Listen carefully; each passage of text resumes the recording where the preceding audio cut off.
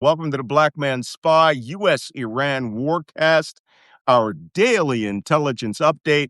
So we collect all of the information so that you don't have to. And with me, scrolling behind on his map, is Jacob Kaarsbo, former Danish Middle East intelligence officer, like me, decades of experience in this part of the world. Look at that cool picture of him at Qadisiyah Palace with the You Saddam's motherfucker. crossed swords back there. Show us. There you go. That's some There it salty is. saltiness. All right. That's salty.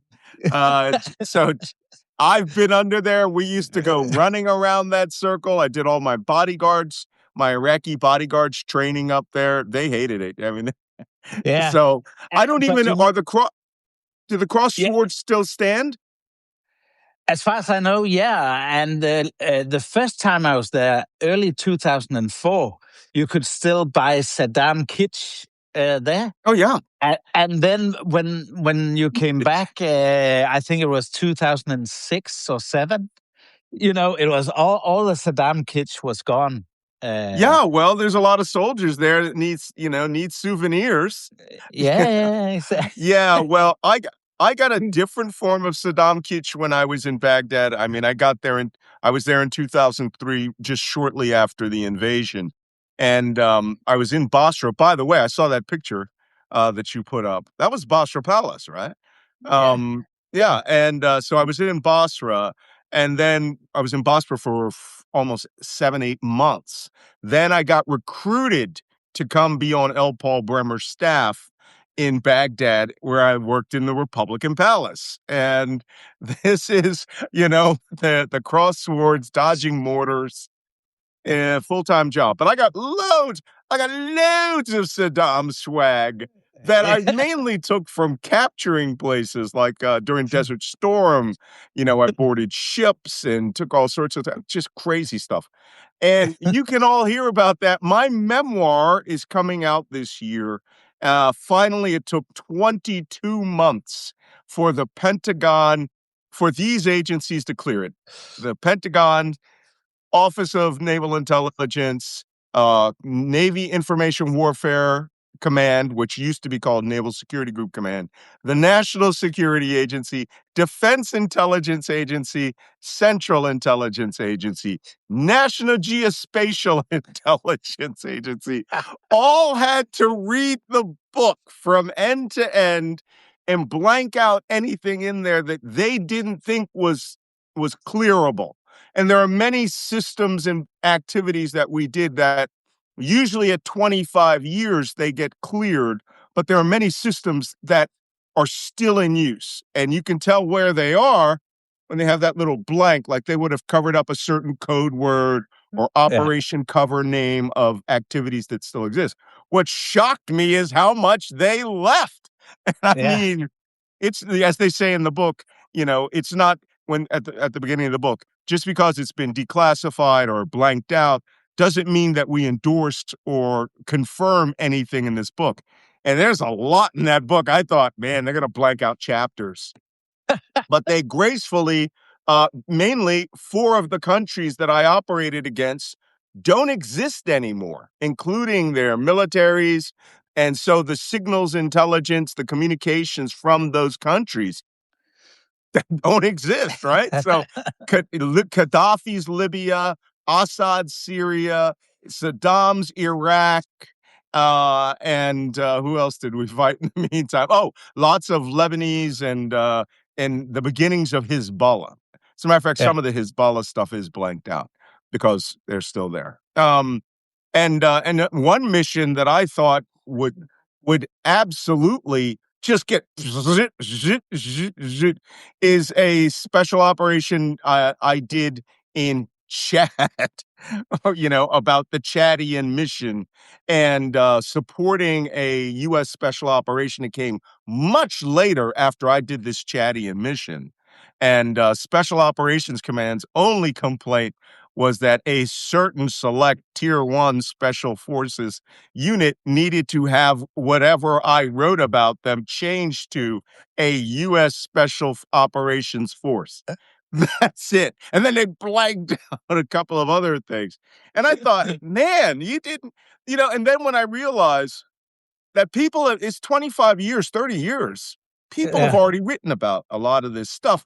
They just don't know it from my perspective, NSA's perspective, right? No. And so this will be the first time you'll be reading stuff. You'll be like someone opened the Enigma codes. But I'm glad that the agencies involved that I may or may not have worked with took their shot, and it did take. This is one of the longer pre-publication reviews.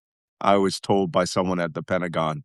A friend of mine is a guy who worked in the that Tier 1 Special Operations Force, and his book took 9 months, and they thought that was really long.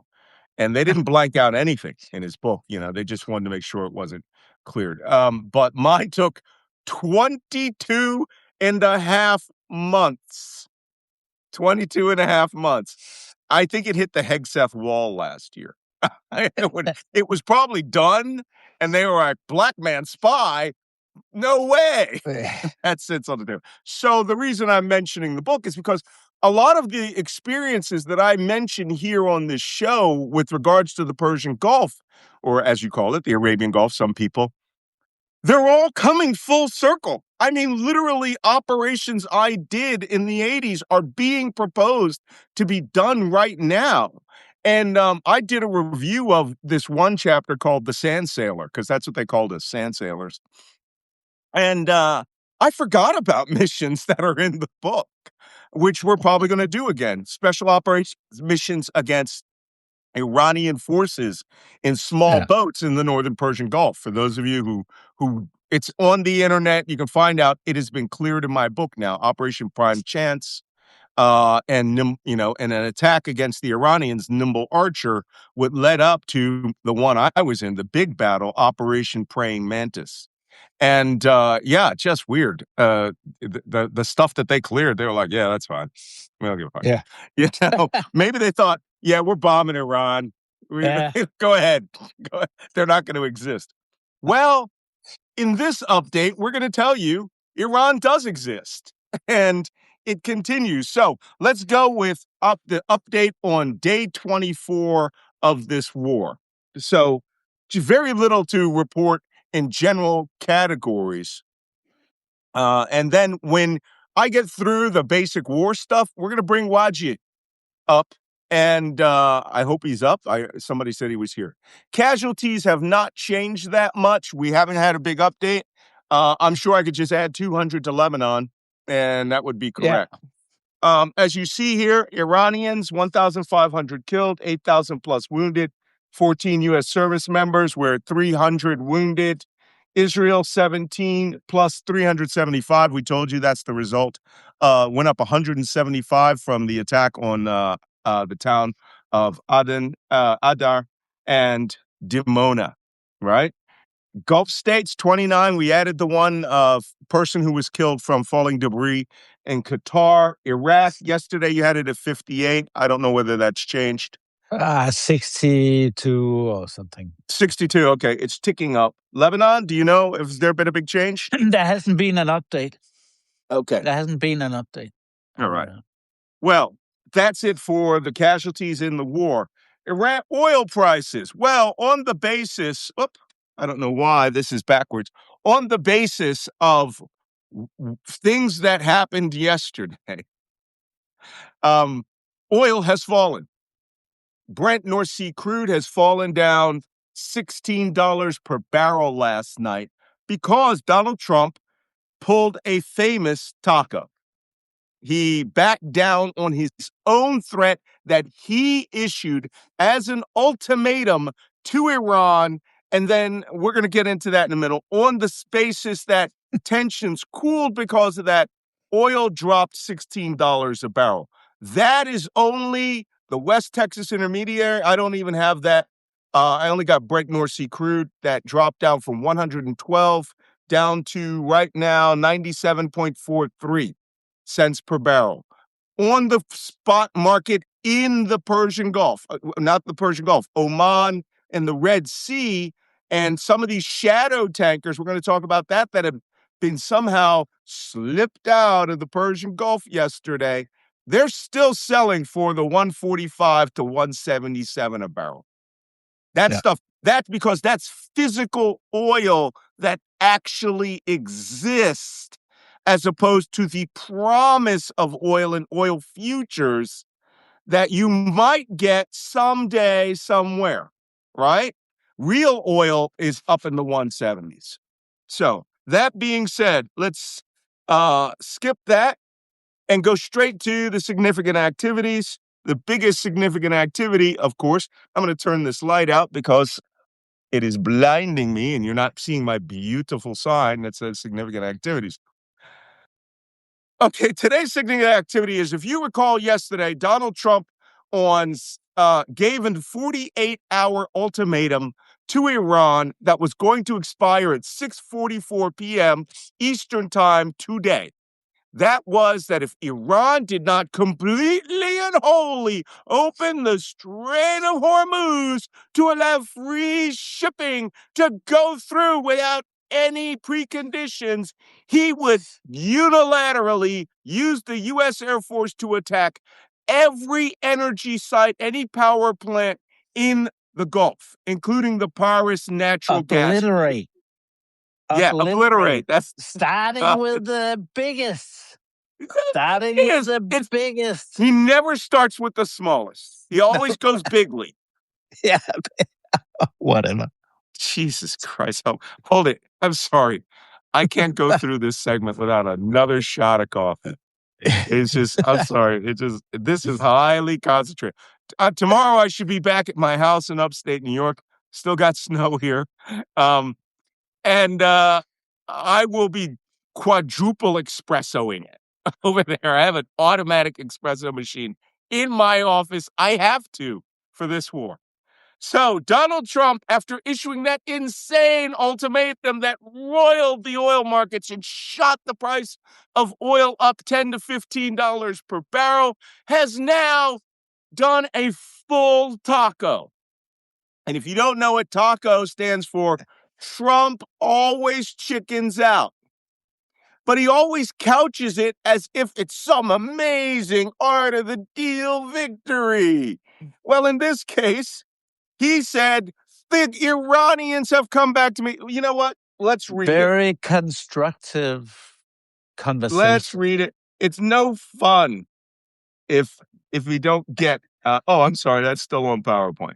It's no fun unless we can read it ourselves, because Trump is just. I don't get him. I don't. Nobody gets him because because what he's doing is he's negotiating in his head. It's all happening between here and there, and I'm not sure there's much He's to hearing negotiate with. voices. He's hearing voices. Donald, you're like the most awesomest. Therefore, everyone will back off except, they'll back down from you. And the other side of his head goes, yeah, you're freaking awesome. Everybody chickens out except the Donald. Okay, so now here we are. We're in the Donald land, and he makes this utterly amazing statement. Let me see if I can get it up here. Oh, PowerPoint just does not want to play with us today. And if I was a good PowerPoint commando, I would have had this already set up with the statement inside PowerPoint. But it's worth waiting for. Take a sip of your coffee. Malcolm, while you find that, I think someone sent us or tagged us on someone who had done an analysis and said that Donald Trump, this was all a calculation on his part, etc., etc., and asked our opinion. And I will say, I haven't had time to go over it in detail, but I think this guy was rationalizing a lot of these things. I don't think there's a basis for it, because it happens, as I'm saying continuously, what Trump does all the time. He's in the hole and he keeps digging. So there is no grand strategy. There is no like, I'm all for that he doesn't think how it hurts the American people as long as it Okay. benefits himself. Yep. That's probably right. But again, he's always doing a lot of erratic stuff that also hurts himself politically, and I would say in the long run also economically. Well, Waji is going to come up here and help us do the analysis. But let me read this statement to you if you have not heard or read the literal words of this statement. I will not read it in Trump speak because every word is in caps. So I would be shouting louder than my normal loud shouting, which means I'd go hoarse. So he Shouting like says, shout face. I am pleased to report that the United States of America and the country of Iran have had over the last 2 days very good and productive conversations regarding a complete and That total resolution of our hostilities in the Middle East. He's saying they are negotiating the end of the war, not the Strait of Hormuz. That's interesting. Based on the tenor and tone of these in-depth, detailed, and constructive conversations, you know that ain't that motherfucker's words. Tone and tenor. No, I don't think so. But based on the tone and tenor and tone of these in-depth, detailed, and constructive conversations, which WITCH, yeah, he wrote that part, which will continue throughout the week, I have instructed the Department of War to postpone any and all military strikes against Iranian power plants and and energy infrastructure for a 5-day period, subject to the success of the ongoing meetings and discussion. Thank you for your attention to this matter, blah, blah, blah. Okay. the Okay, witches have hold on. helped Let's him. Wajia, Witches, if you the can hear me, here witches, comes Waji. Let's the let's witches get have been there. let's also get the Gulf states opinion. Here's Waji Lion. First, let me give you my assessment because I run the show. So I'm just being greedy. Um, Here's what I think. First off, uh Iranian state media says there are no negotiations going on. So this negotiation may, in fact, be in his head or be through a back channel. And if there's any one thing that I've learned, look, I lived in the Middle East. I lived there and operated there as a Muslim in diwans of some of the highest level people. And anything I know is that any intermediary, watch it, any intermediary will What? put a lot of flowers and roses on top of every statement. So if Iran goes, you've got to be out of your fucking mind. I have done this myself in Arabic for my military commanders, where I've said something completely different than what was said, you know? And so if the Iranians are like, no way, you're out of your mind, the intermediary will say, this is an opening to further communication. Right? And Trump will go, "Oh my God, the Iranians want to talk to me. They're ready to surrender." That's the three levels of communication here. The initial communication, the flowery cover up, and then Trump interpreting it as complete capitulation. I personally, the Gulf states are even saying, we don't know anything about this. So if there's a back channel, it's either one, really hidden, or two, it's in Trump's head. What do you guys think? I think What? the Oh, witches are playing with his head. the witch that's in there? What The witch in the text. the witch hunters, they're all playing in his head the whole time. Oh, Um, I think the best way to describe the ones for Westerners, it's imagine you are in Game of Thrones. Everyone talks like that. Everyone acts and talks like that there. Like honestly, with true to God. Like this is the best way I could put it. Like the way they like to describe things in terms of diplomacy is always like like my side is like gonna describe it to you the best. The solution is in Riyadh. The solution, they want to. That's a hashtag people in Saudi Arabia like to have. The solution is in Riyadh. Um, yeah, Al Hal fi Riyadh. Uh-huh. Uh, Yeah. How is the but solution in Riyadh then? well, it's not happening because not only it's not happening in Riyadh. I don't think it. Maybe Riyadh would take it, but Qatar for sure said they're not going to take the negotiation. Ooh, so, They said we are bold not taking the strategy. negotiation. They said we are focused on our national defense and protecting our borderland at this moment. You know, Iran could really make that statement challenging because they appear to have Qatar in their sights, and Qatar is so far out they get struck first. You know, and I don't know. Maybe they got that. Maybe they got 100 of those Ukrainian anti-drone pilot interceptor teams out there now, and they're feeling bold. But that's an interesting strategy. Somebody said you made a post in the chat. Mm-hmm. What did you say? I said that the Iranian government came out and said that the Trump administration has not reached out to us, have not started any serious negotiations. He's only stalling. Mm-hmm. So, like that's the statement from the Iranian government. Stalling. Well, that wouldn't be wrong, but more importantly, this morning on the Iranian news, they're saying Trump capitulated. And the thing about Trump is, I don't know whether, if anything, this back channel could be Steve Witkoff to Vladimir Putin or to the Russian Foreign Minister Lavrov to the Iranians, right? And if that's the case, then the Russians will tell it straight, right? And it's Trump that will be turning it into a fantasy in his head because he's saying this is a negotiation for a complete and total cessation of all hostilities,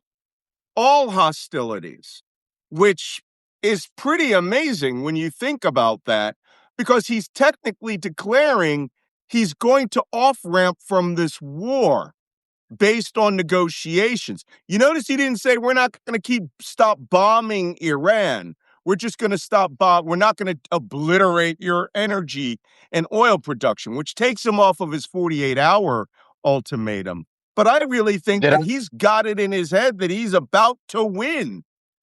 Did I mention that the Iranian says there no direct or indirect communication? So it's just made up. Who has a 5-year-old? Because I need somebody who knows the negotiating tactics of Donald Trump to tell me how that works. No direct or indirect. I'm walking down the street, I find a letter to Donald Trump, and I pick it up. How does that work? But I think really, he realized that the Truth Social post where he threatened to take out the power generators and all that stuff was a bad idea, and then he just makes things up as he goes. Well, I'm sure the GCC nations are like, hold on, man. Like, are you trying to really sever our relationship? Because like, if Iranians start you hit all these power plants, they're gonna hit all our water plants. They're gonna we're the ones getting the hit. Hold on here, slow down. You see, yesterday, the Iranians put out highly detailed imagery, satellite imagery. Clearly from the Russians. They have a full-scale database that they can recreate of every one of the desalinization plants and power plants. And it was just like they did before they hit Ras Laffan and all the Emirati ones. They put out that picture saying, ready to say evacuate. Yeah. And Qatar Qatar admitted they evacuated 10,000 people out of the oil fields on the basis of that notice. And the Iranians did it again yesterday, and the Qataris must have been like, whoa, it's Yeah. going on. But somebody made a comment that he said, Wahid, you said Turkey, Egypt, and Pakistan are actively mediating. Well, I can understand Pakistan. They're desperate. Pakistan is the single largest importer of gas and oil from Iran. 27% of all of their energy production. That's 1/4 of all their energy is from Iran. And they now have the multipass, which, by the way, I have a multipass to show all of you. Well, I found one. Did you? All these nations, and you guys know this very well, already have back channels negotiating with the Israelis and the Palestinians. Yeah, of course. Yeah. It's not too hard for them just to reach out and be like, "Can you guys slow down?" Yeah. I don't understand. I think what has happened, this is probably, if you recall, a couple of weeks ago, where Trump was thinking about, the Kurds will rise up and will make the Kurds throw out the regime, where probably Erdogan and a couple of others have called up to Trump and said, hey, brother, this is not a very good idea. This will be deep shit. And then probably, Waji, as you were saying, with the water, the desalination plants, etc., the Gulf Arabs have called up Trump and said this is a very bad idea, and then he's just made up this nonsense about. Well, he's pulling a full taco here. I mean, this is really a taco. Everybody's calling it Taco Monday on this day. And, but it's work. I mean, oil's down 12%, which works for people that are shorting oil, right? Who are betting on this. And that's very interesting. Let me see. I think we have, that's pretty much it on that. The question is, do we just sit and wait? And I find it absolutely amazing. He timed his deadline for 1.5 hours after close of the markets on Friday. So if he screws this up and the Gulf oil prices shoot up to, are waiting for him to end the war, he has 2 days where he didn't end the war right before the markets. And I really think, you can clearly see it. There's clear market manipulation going on here. He's making statements on Sundays. He's making statements to give up deadlines on Mondays. Monday goes bad, and then boom, Monday evening, he clears it all up. So whoever is shorting this or buying stock is making money hand over fist, And I think that's the only thing that has a strategy in Trump's mind. Here's another thing is, like I said, Barron Trump before this war started. Barron Trump, how old is he? 18, 19 years old? Bought $30 million of oil stocks 48 hours before the war started. Who has 30 million to blow at age 18, 19, 20? Right? He doesn't. He got that from his stupid fart coin, fake Bitcoin scam. Right? And being associated with his father. And now he's probably made, if he had that and bought oil at $67 a barrel, he would be worth $50 million right now. And if it was Brent North Sea crude, he would have been worth almost $70 million right now. This is just sheer ass manipulation for him. And I hope to God, when the Democrats take power again, they all are. I don't want fucking hearings. All right. I want Nuremberg trials. All right. This can never happen again. That the laws are put in and that the penalties aren't, probation, first time criminal probation. Penalties need to be 10 and 20 years. Right. And then we should sick your ass over to the states that you defrauded for this, like New York State, and let them put you in so no one can pardon you out in the future. It's clear the market's being manipulated.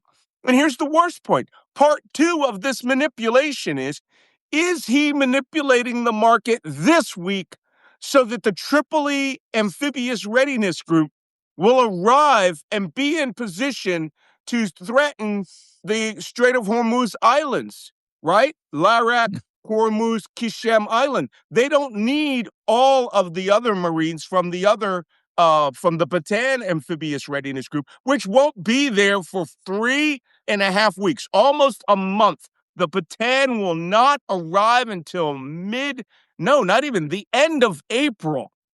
Yeah.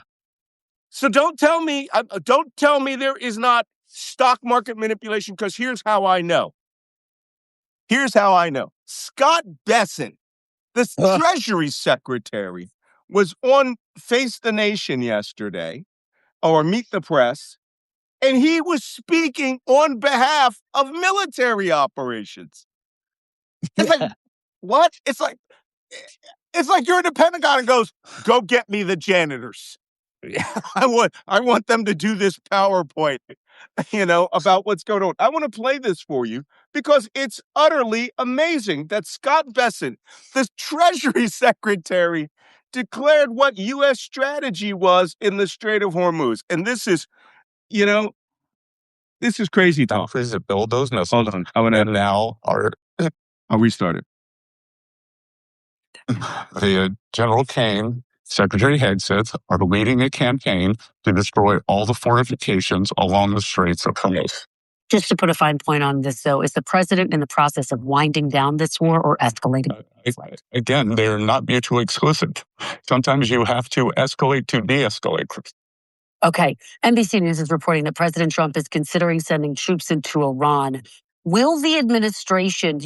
Every day, okay, we are taking... I don't know if you got that, but he said, sometimes you have to escalate to de-escalate.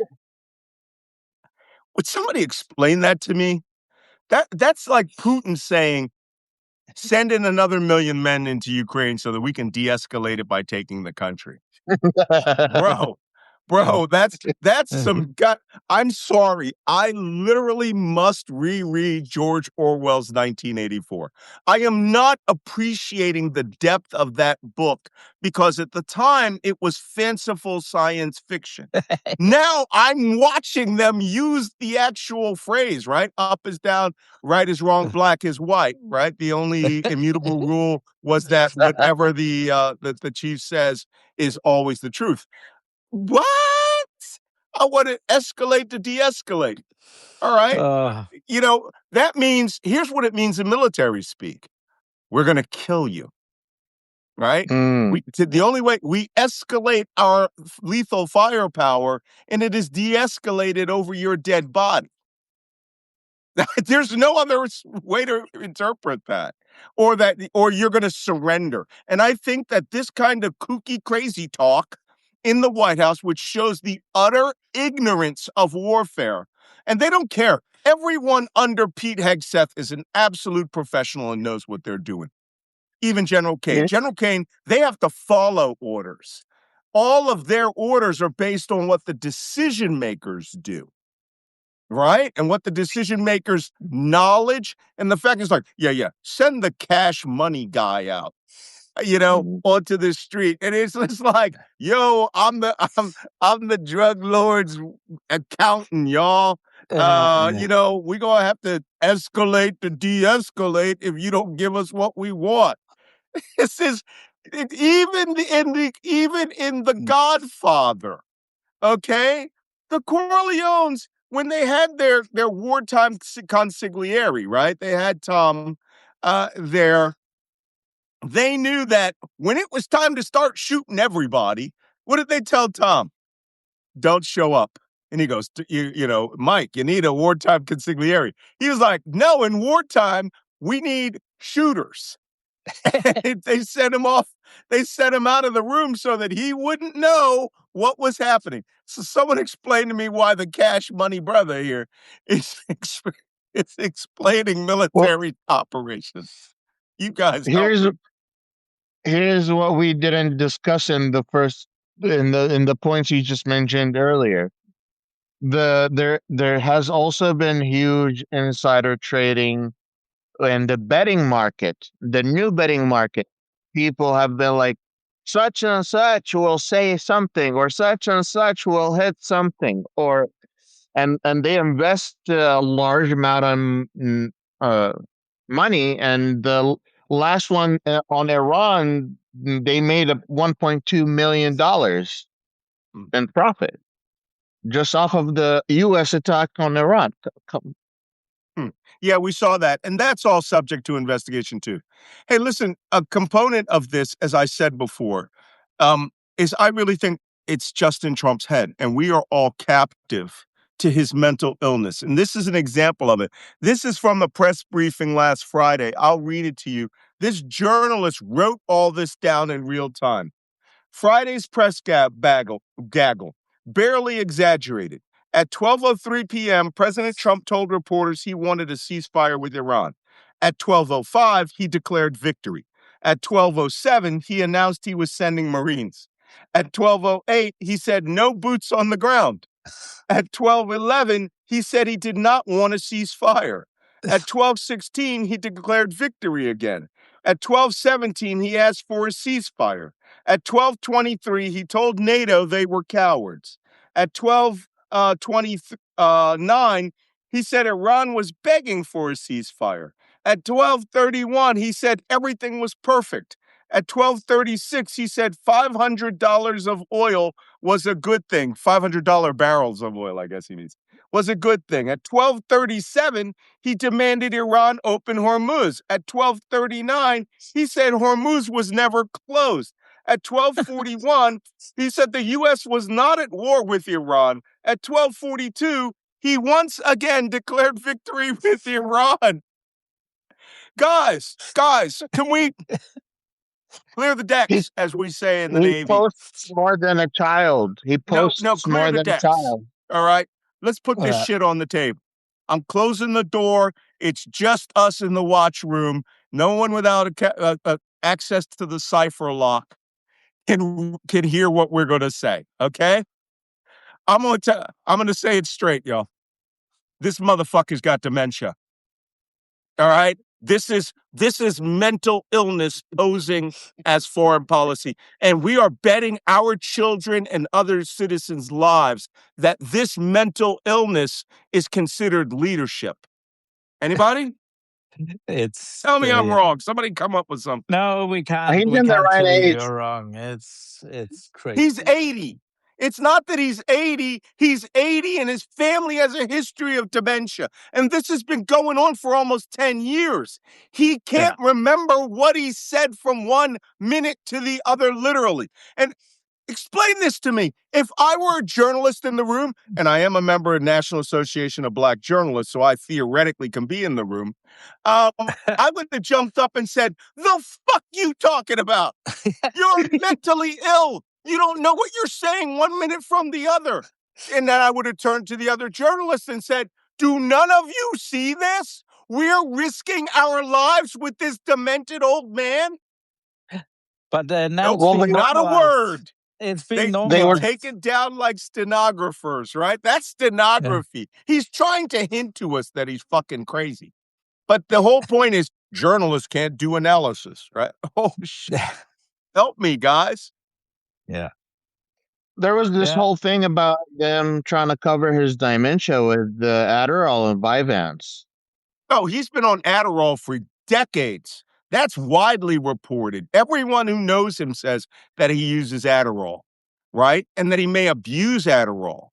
You know, yeah. And then he's got a shitload of other medicines related to his congestive heart failure, which we can see with our own eyes, right? The guy wears colostomy bags. We can see that with our own eyes. He wears adult diapers. We can see with our own eyes. But the American media is so broken, they refuse to use the words like, "We can see his adult diapers. He has specially tailored pants that don't have zippers, they have Velcro." And you can see the colostomy bag tubes sitting out there, including possibly a chemical pump that's on him. Why? If this were the president of Burundi, I'd be saying, "Mr. Secretary, I recommend airstrikes." This country is being run by a mentally ill leader that will kill anybody who's in their way and has no concern for the world or or stability. The United States should intervene forcefully.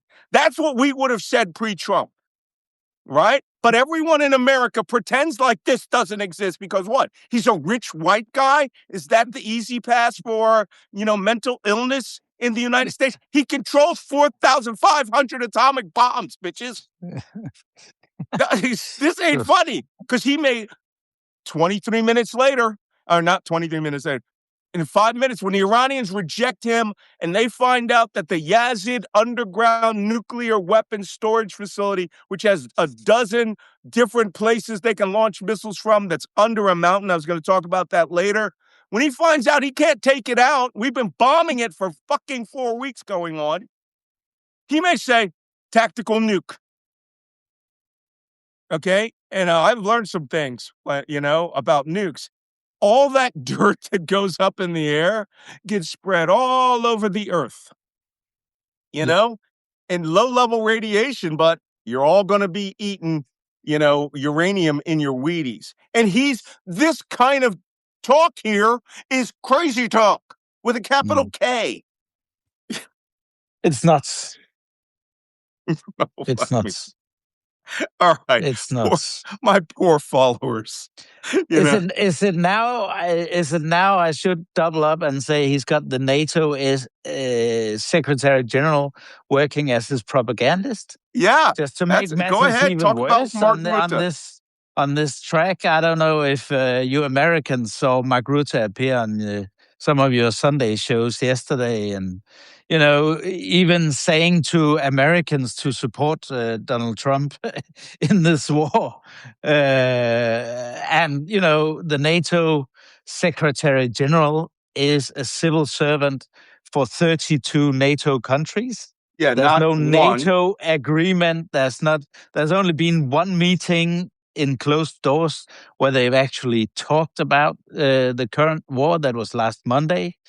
And there's wide disagreement. And then you have the NATO SG appear like comical Ali, Baghdad Bob what? on your Sunday shows. He's closer to Marco Rubio, a guy who doesn't want all this, but is so much of a whip dog. He says, yeah, whatever he said. He compromises his principle. This is Rutte here next to Trump.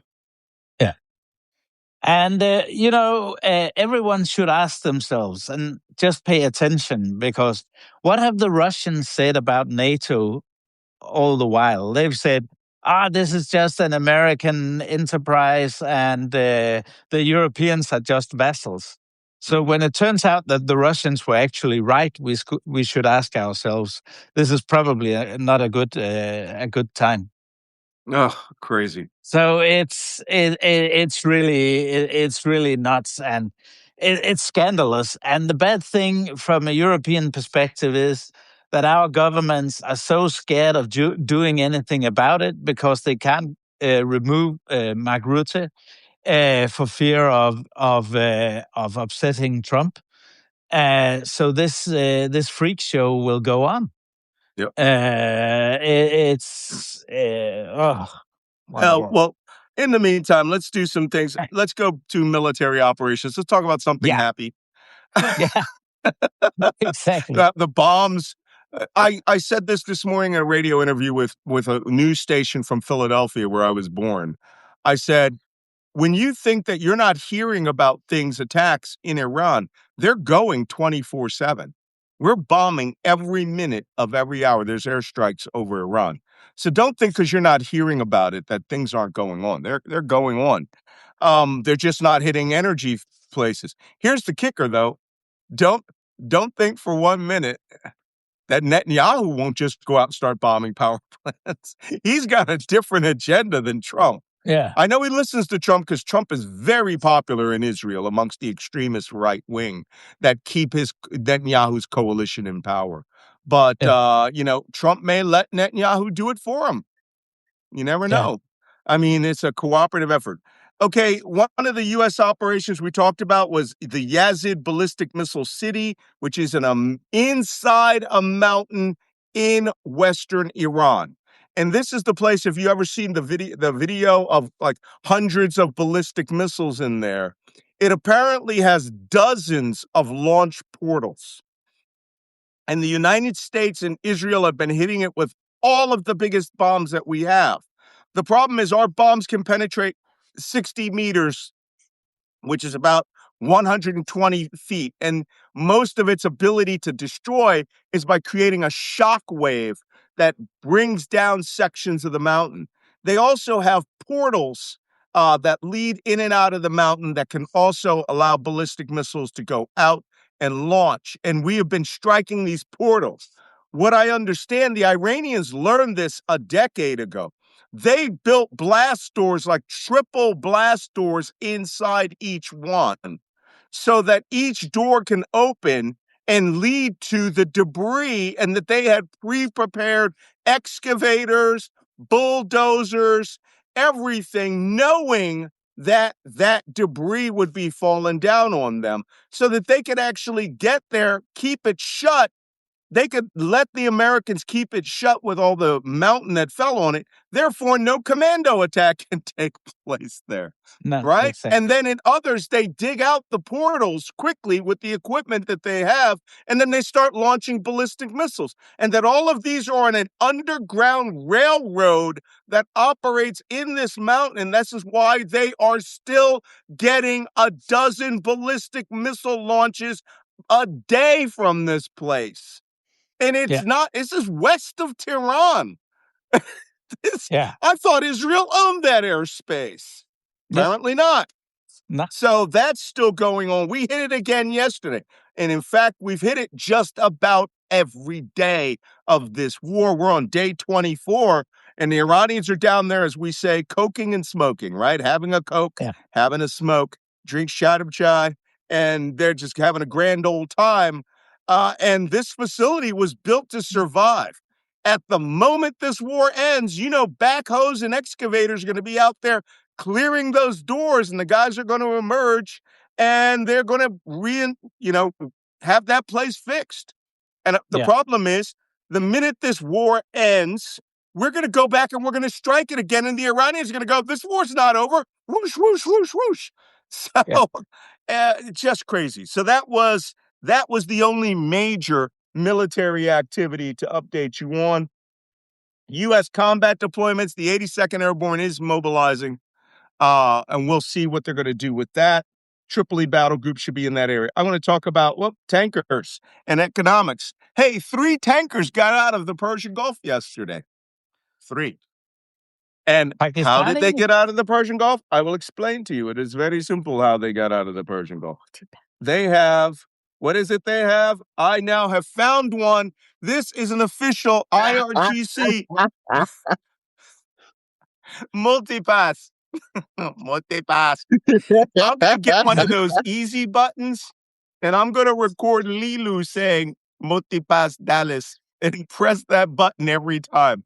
This is the official IRGC multipass. As you can see, it authorizes you to try transit. You have a do not attack protocol for the Strait of Hormuz. No mines, no missiles, no drones, right? They take Visa, American Express, MasterCard, and they accept Trump coin. Trump coin. Which may include fart coin. They take Bitcoin. So the official IRGC pass, and Mujtaba al-Khamenei himself authorizes this. And when you use your multipass at the Strait of Hormuz at the Larak Kishem Island toll gate, your $2 million is automatically transferred, and all you have to do is come there and go, multipass, and you get through. And apparently yesterday, 3 ships used their Mujtaba Khamenei multipass. And the best part about it, the reason why they take Trump coin, is because Trump has clearly stated there are no sanctions on Iranian oil anymore if it is on a ship. Like oil is never Therefore, on a the ship. IRGC Dallas multipath can get Ugh. through. And once it's on a ship, and here's the best part, if you're at a pier and you're pumping oil onto your ship, once the oil is in you, you can't be struck, you can't be seized, you can't be attacked, you can't be, you take the money. That It's ship, happy these days. ships, one ship yesterday alone, now one ship came from Abu Dhabi, from the ADNOC, which is Abu Dhabi National Oil Company, oil facility down near Ruwais, and they had an IRGC multipass, which was issued to the government of India. And they came from Abu Dhabi, not from Iran. Abu Dhabi went through the multipass toll booth and sailed with 712,000 barrels of oil, almost $200 million toll paid. So two other vessels came out. One was going to China. Two went to India. We just talked about it. One of them was a liquid natural gas tanker going to India, and the other was an oil tanker going to India. Multipass is a real thing, and it's just as real as this one behind me. We just haven't seen it. So don't laugh. It's a real thing. Multipass is in full play. That Yeah. being said, go on, Jacob. I think there's also more and more media that have finally seen the light now, and that and multipass is have captured that this is going on. It took them a while, but they've found out now. So we are finding that the wisdom of Dan Zhu in the art of screwing up your own deal is start a war with no preset goals, drive up oil 40%, and just leave. that is the art of Dan Zhu, That is, master strategist. they'll be Okay, teaching that at all the defense colleges. they In will. years to come. I mean, that'll be fifth. That'll keep going for 100 years. Yeah. I have a video that I wanted to play for you yesterday. That The I have a couple master of videos that I strategist. want to play for you that are pretty good. Now that I want to get to the comedy part of this show because the reality part of this show is just crazy. You don't want to do that. So first, this one, this one is Trump's. Trump says Iran is destroyed. There are no more missiles. Okay, I want to put this on the big screen. Oh, it doesn't expand. I don't know if you can see this. It says Trump says Iranian missiles are destroyed. This is Iran's response. Here. It's No when missiles. it's a bit like when he says that that Putin has agreed to a ceasefire, and then 12 hours later there's a barrage against all the Ukrainian cities. Yeah. This video is making the rounds. That's pretty funny. This is Club Hormuz. And the bouncer. We are closed. Go away.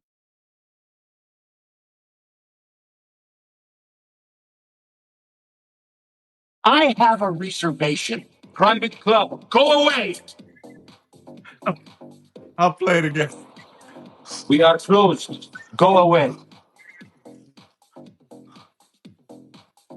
Okay, this is my favorite part. Putin and Xi are in the club. In the club. He goes, I have a reservation. I have a reservation. Private club. Go away. Okay, people are getting very clever at this, but there are two videos that are propaganda that I saw yesterday. I didn't have time to put them out before we get to the questions, that I thought were brilliant. I mean, in terms of information warfare, they're really excellent. I mean, these guys are not sparing. And one of which, let me see if I can You're find it. fired. You're fired. Oh, well, there's actually three videos. Here's a third one. Here's a third one I forgot about yesterday that I thought was pretty good. It has Trump and Marco Rubio as Teletubbies on an aircraft carrier. Listen.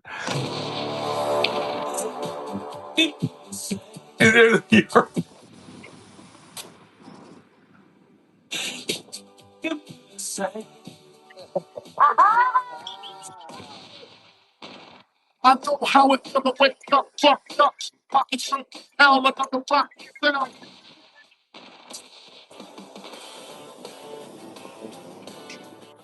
What?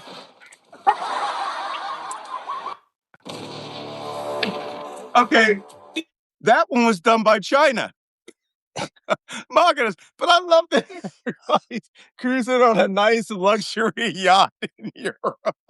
But the rappers, the street thugs, are Xi, Kim Jong Un, and Putin smoking fat cigars. I'm sorry. Okay, that was not the two videos, but I just realized I found them. A new one that was put out by the government of Iran is a few months ago, they started making these Lego movies of their propaganda, and they would do it in like Lego movie form, and there it is right there. And this was put out by Iran yesterday in response to his response to his saying the war might be over. I mean, that he was going to attack things. So watch this. This is horrible. I mean, the Iranians attack him ruthlessly here.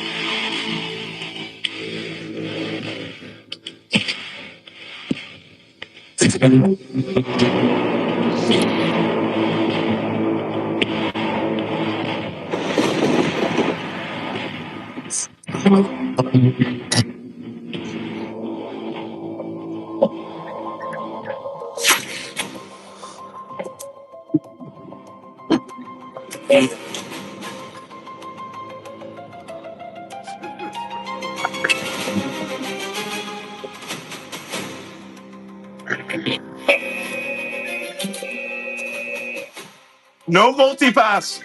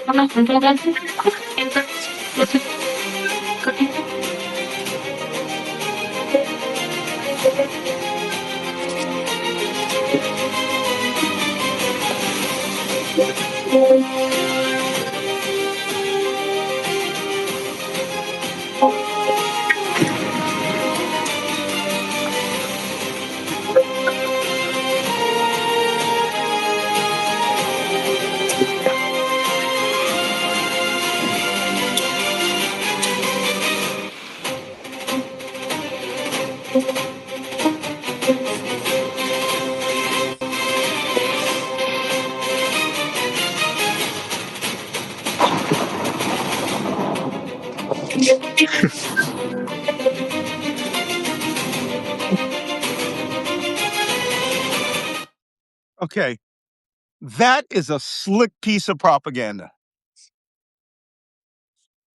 We suck so bad at it, we didn't do one of these. We went into this war without planning a propaganda campaign at all. Just that is actually good. I know there are 5-year-olds and 10-year-olds, but the worst part about that video is the only thing that's inaccurate about that video is them motherfuckers ain't in white uniforms. Okay. The Iranian Rev Guard guys are not in white uniforms. They're hanging out No. in civilian clothes and flip-flops now. But there's no massive operations center. But everything in that video is accurate and viable. And they're just sort of sending a hint that we haven't even used our real asymmetric capability yet. It's accurate. Now, I'm not shilling for Iran, all right? Hate Iran. They tried to kill me. I've sailed in their minefields. I'm fine with blasting their capability. But I'm also more interested in doing this the correct way rather than just having the propaganda that people are, think that we can just waltz into neighborhoods and carry out operations and that it's completely risk-free. And like I said, my job is to insert reality in here. So I'm going to find there's another video done by the Houthis that is excellent. And I keep going, why are these guys so much better at online social media than we are? Because they have something called online jihad. The online jihad's been going for decades, bro. Well, the propaganda machine for the online jihad has only been improved during that time. Yeah. And part of that online jihad, I really wanted to mention this earlier. We really need to understand the martyrism and the jihad aspect that the Iranians have. Yep. Many people see many people see the number of death and they think, oh yeah, this must be like hurting their their pride, or is gonna destroy their willingness to continue fighting. But they see it as they're gonna go and they're gonna have the best. They're about to go have the next step of their life after they die. This is not the end of the story for them. Mm-hmm. Right. So they see this death as like actually exciting than like Americans do, and like Americans are like, why isn't this working? Right. Yeah. Well, let's take another look at another piece of propaganda. And the reason that I'm showing you this propaganda is propaganda like this are aspirational videos of what our enemies or our opponents, depending on what your position is, whether what they intend to do. Never ignore an enemy's propaganda. Yes, it may be crazy, but they may also be giving you hints as to capabilities you might have sort of forgot about. This video comes from the Houthis in the Red Sea, and it was put out yesterday as also a response about attacking Iran's energy infrastructure. What does that tell you? The Houthis this video's probably been done for a very long time, but yeah. Sorry, somebody wrote something funny. But these videos tell you that the Houthis are prepared to jump double feet into this war. And like we said, they could shut off all oil flow from the Arabian Peninsula for indefinitely. And we don't have enough bombs to stop this thing. We had a war with the Houthis a year ago. People don't realize that. We had a war that went for almost a month with the Houthis. Ships were shot at, tankers were blown up left and right, ecological disasters happened, and then Trump just walked away from it. Right? Said that they had come to some agreement that the Houthis wouldn't attack ships. Yeah, they're not going to attack ships because the Iranians are like, chill out. We need your weapons for whenever the next attack comes. So let me show you this video because it's very religious also. It has an enormous number of religious themes. I actually thought the part about in the Lego video of them showing that it was Eid, right?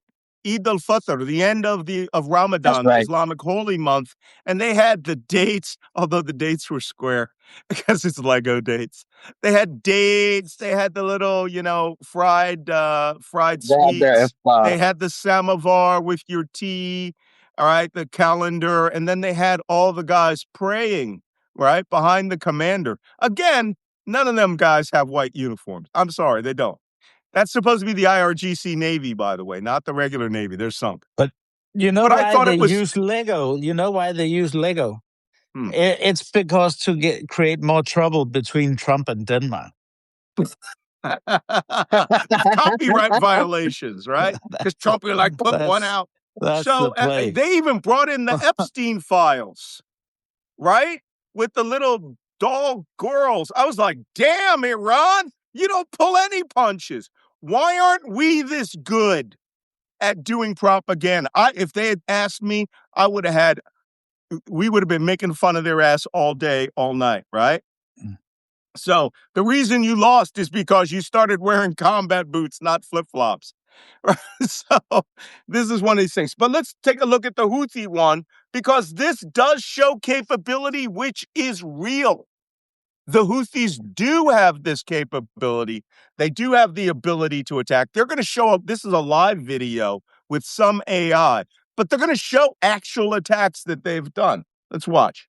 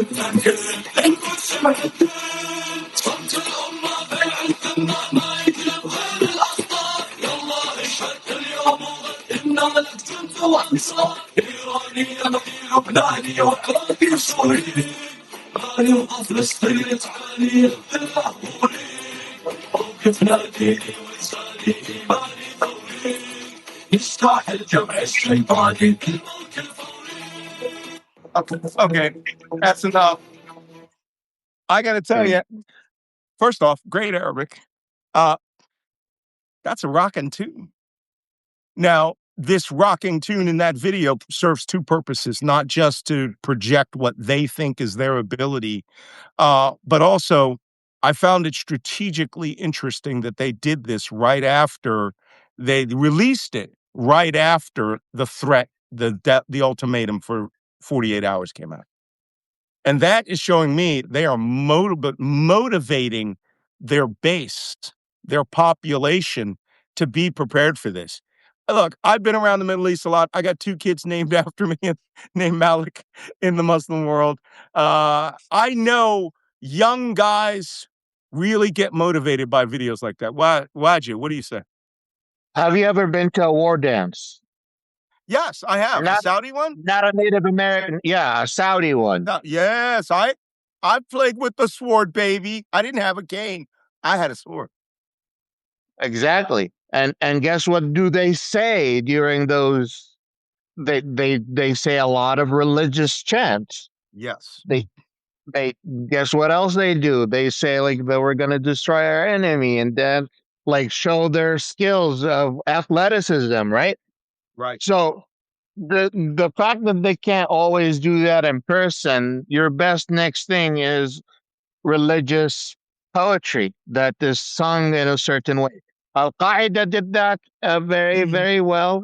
Taliban did that very, very well. Yeah. And Al Houthis and the Iranians do that very well. Also, Hamas and Hezbollah. Yep. Well, it's a very It's motivating video, and I think that it was actually effective. I mean, I yeah. was dancing. You guys don't know it. I was off camera dancing to that thing because that's a But rockin' it's jam. but I it's have spent 40 years in the Middle East and the Muslim world. As I said, I find it also interesting some of the iconography that they used. The Qatari air defense system that was already destroyed by a $20,000 drone. That's that radar system there. They showed them obliterating it. There are not one of those around the Middle East. There are three of them. And these guys are astute. They may suck at war, but they're great at propaganda. Yeah. And that video's not for you. That video is for the average Muslim on the street who really thought, that the Gaza war was bad, that America doesn't have the interest of the Muslim world at their heart, and that they're like the opposite of Al Qaeda, right? They are Mm. true, faithful combatants in the war with Islam, in support Yeah. of the defense of Islam. And that works on the street. It doesn't Yeah. work in the government. It But doesn't work in the it government. was Makes like, them worry. classical jihadist propaganda. Yeah. And even though this is Shia, and most of what we've seen otherwise is Sunni jihadist propaganda, it's the same, more or less the same, flavor that it has, Yeah. and also obviously it's about oppression, it's about the Palestinian cause, and it's about all the corruption and all that. It's classical, Yeah. Okay. and Let's and go to. we And if we've you saw said part of the video, empirically we've seen it work. yeah. So, and you saw part of the propaganda was anti-Gulf nations. The Yeah. same rhetoric right now. The same rhetoric right now is on the street, where you're having people are like arguing. Why are the Gulf nations not protecting Iran? Why are the Gulf nations aligned with the Jews and the infidels? Why are the Gulf nations, like not protecting the holy land of the Muslim Shia property? And you're having the Saudi Sunnis going, why are the Iranians attacking the two holy lands of the mosque of Mecca and Medina? Why are the Iranians? It's Look, yeah. there's a street fight coming. If the Yeah. Saudis decide to join the United States and they and the Emirates go and take Abu Musa Island and decide they're going to go up and help with taking Kishem or Kish Island or Larak and using Saudi forces, now we are in a different world. It's not about Israel. It's not about the United States. And this unspoken piece of history, Yeah. right? The fissure, the Shia, right? The fragmentation of Islam at the end of the first Islamic civil war in the year 658. It started in 657. I want to say it's ended in 658. And that's when Shia Islam split from the mainstream Islam of Sunnah. And for 1,000, I don't know, what Islamic year is it right now? So 1,400 some odd years, this war has been waiting to happen again to determine who really should have won the succession to the caliphate after Caliph Ali and, after the Prophet Muhammad. And Shia Islam, there have been at least 2 or 3 times in my career where we thought Saudi Arabia and the Gulf states would be invaded by Iran and that these guys would drive hard. Their war would be to get to Mecca and to redetermine who controls the 2 cities of the holy shrines, right? Who becomes the protectors of the 2 holy cities, Mecca and Medina. And this is a very The old grudge, but it's possible. current Hijri date is 1447. It's 1447. Okay. Minus 657. That tells you how many years that this has been. No. Minus 57. Anyway, 57, yes. It wasn't that okay. long. Yeah. So it was soon after the death of the Prophet Muhammad. Khalif Ali was his son-in-law, That's right? right. Which is why they wanted him to come in for president, come in to be Hassan the leader of Islam. Hassan and Hussein are his grandkids. Yes. And all killed in the Sunni Shia, caliphate, or fights between the caliphate. Although it's not true. Khalif Ali was executed by the ISIS of their time, a group called the Karamita. No, not the Karamita, the Khawarij. The Khawarij, the outsiders. Anyway, we could talk Islamic history all day long. Let's go to questions. We have a load of questions, some for Wajid, some for Jacob. Let's ask them. First, Trump says, from Dan Demenberg, he asks quite good questions every day. Trump says there are negotiations with Iran. Iran says there are none. Oil is down almost 10%. Who should we believe? Well, to be honest, I don't think we should believe Trump. I don't think there are any negotiation. I think it's just something that he's just, made up. Yeah. Wajid? I think the word of the United States as in terms of weight on the international stage has been lost. Whatever Trump says to calm oil market or to calm international markets, everyone stopped listening. I think he only speaks to Wall Street. I don't think he speaks to anyone else. He views the stock market level, which they say is now, I got a report that it's surging. The market is surging right now on the basis of this news. Funny how this news fucking comes out a couple of hours before 9 a.m., right? When the market opens. He's manipulating the market. It's pretty clear. Okay. Yeah. Ron Lapine says, Malcolm, have you read the book House to House? Yes, I have. Trishan 2020 says, as per Borowitz, Iran declared today Taco Monday. That's good. Question for Jacob from Shane Granger. The Germans are reported to have targeted the Greenland airfields prior to the Iranian campaign. What is this? The Germans. Your thoughts? God bless Queen Mary. And P.S. I'm a Republican. The Germans? Maybe they meant the Germans were going to come and help keep them clear of Americans. What do you think? Did you hear anything about that? No, I mean the French are the ones that sent the most troops and the most military equipment to help deter the Americans from entering Greenland, and the Germans did as well, but not as to a large extent as the French. Yeah. Yeah. And for Cecile Nagard and Pamela Burns, we've answered those questions. Hers was, do you think this pause, what was the purpose of the 5-day pause? And Cecile Nagard said, is this market manipulation? Yeah, both. Yes to both. Clarity asks, are there any Republicans still talking about Hunter Biden's laptop? Yeah, every day. Diane says, Besant looks like a white Grinch. He certainly acts like one. Oh my God. Corey says, please post the multi-pass online. I will. I'll put it up on our on my social my Substack feed, so you can all have a multi-pass. Right? Yes. Okay. Let's go sailing in the Gulf and see if it works. Shannon Granger says for Jacob, what did my old mate Angus Twitchy Campbell say in the NATO meeting? Do you know what that's about?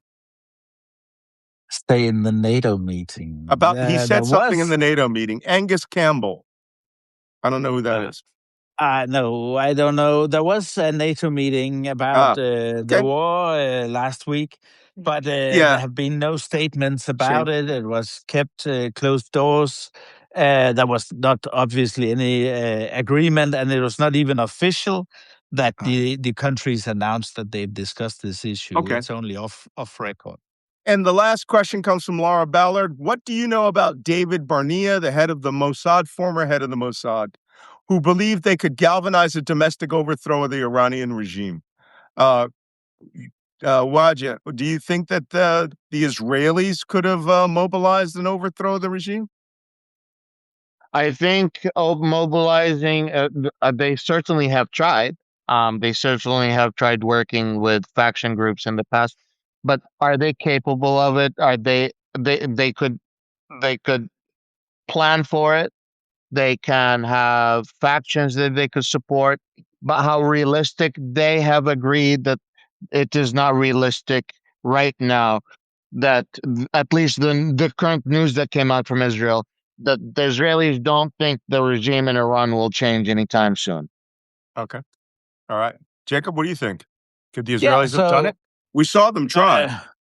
We saw them try. I don't know whether David Barnea has made any statements.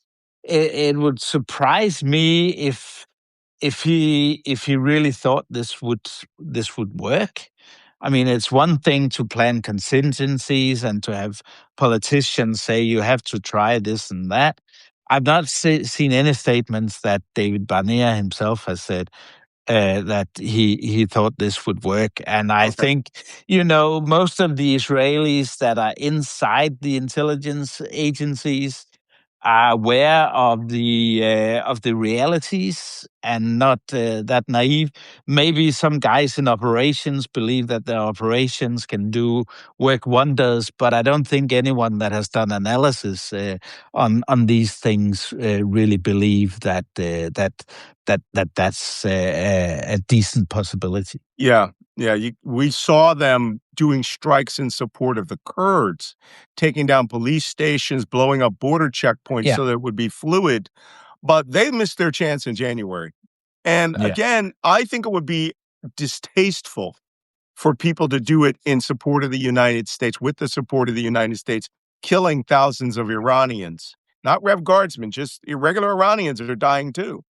And to do it for Israel, holy cow, you may as well just mark yourself for later execution if you're doing operations. And I think that the people who are pro-democracy there, you hear a lot of the diaspora like, yay, keep doing this. If you're in Iran right now, you are laying low, right? There's going to be a lot of denial. I think going when on I later on. talk to people from the diaspora here in Denmark primarily, they're very split. And there are someone that believed, all this Trump and Bibi propaganda, but they, they're the loudest. But I think, it splits them a lot. And to be honest, a lot of them knows this shit is not working. Yeah, I agree. They've seen the writing on the wall, and they're all very sad about it. And I can tell you there's a lot of fractures, even in a small country like Denmark, inside of the Iranian diaspora. Yep. All right. Well, a couple of reminders and a little administration. If you have not subscribed to Jacob or Rajia, go to this little gray rondelle at the top that says Black Man Spy. Press on it, and you can see the subscribe button will pop up if you haven't subscribed. So if you're following me, follow them. They're very good analysts. Also, No King's Day. For those of you who partake, No King's Day will happen on March 28th this year. I am a big advocate that the United States, no kings. I am from Philadelphia. I am a big protest guy. Also, if you guys know that I'm associated with a political action committee called FAFOPAC.org, and we are doing a highway overpass takeover campaign where you can put your message on a highway overpass. That being said, for those of you who are on YouTube, what's that? You have a king. When are we going to go have coffee with that king? That's what I want. We have a proper king. A proper king. Saudi Arabia has a king. Yeah, you guys all have kings. I don't have a king. Thank God. We don't need Mad King Donald the Last leading us off into a nuclear apocalypse or something. You know for sure he got his inspiration from the Gulf nations, right? Last bit of administration is that many of you are watching this on YouTube and not on Substack because this is automatically uploaded to YouTube every day. We are getting tens of thousands of followers. We had over 1 million views in the last week, almost 1 million views in the last week, just watching these videos over and over again because not everyone can watch full-time live. If you are watching this on YouTube, hit the subscribe button so that you'll get your notifications. But more importantly, go to malcolmnance.substack.com and subscribe to my podcast for free, which means you can watch it for free. If you want to become a paid subscriber, then you can make comments. And I interact with those comments, by the way, guys.